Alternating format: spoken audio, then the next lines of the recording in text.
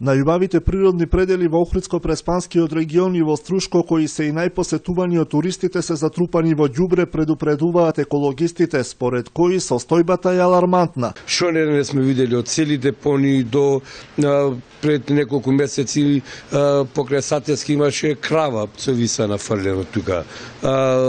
Потекот на Црни Дрим, тоа е нешто стравично, значи ми се чинат имат милиона шишина, шпорети, школки од коли, ето локации пример на патот за Дебар од лева од десна страна, ти лабунишки ливади што ги гет. Тоа се цели депонии. Према исто така низ планините претежно овие дрвокраци оставаат хаос за нив. Ништо подобра состојбата не е ниту покрај патиштата, по целата должина на автопатот Скопје-Гостивар, на планинскиот превој Стража и натамо покрај магистралата која води до Охрид, расфрлани се огромни количини најразличен отпад, што остава крајно негативен впечаток кај туристите, велат експертите. Не ми е јасно како современ автопат нема комунални служби. И тоа не да се чисти еднаш месечно или два пати годишно, но да се чисти на дневна база. Секој ден мора да се одржува на начин како да е дел од туристичкиот производ во Македонија.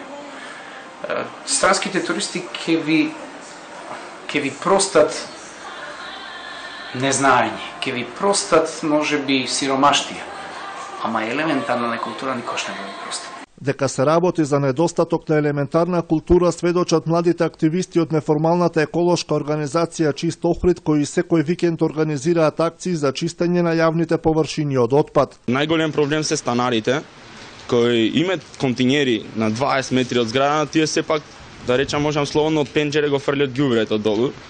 И тоа е голем проблем. И се создават големи депонии тука. И екологистите и експертите забележуваат дека недостига соодветна реакција на институциите, особено на инспекцијските служби. Таа работа не се работат од канцеларија. Треба да излезеш на терен, па да го фатиш жанко кај што фрлят, па да го штавиш да го казниш, па другиот, третиот, четвртиот и ќе се реши после. Затоа што со немој пиле, не фаре, не е убаво, кај нас тоа не помени. Според Голабовски многу е важно да се работи на едукација на населението уште од најмали нозе, што ќе придонесе да се подигне еколошката свест, а со тоа и нивото на заштита на животната средина.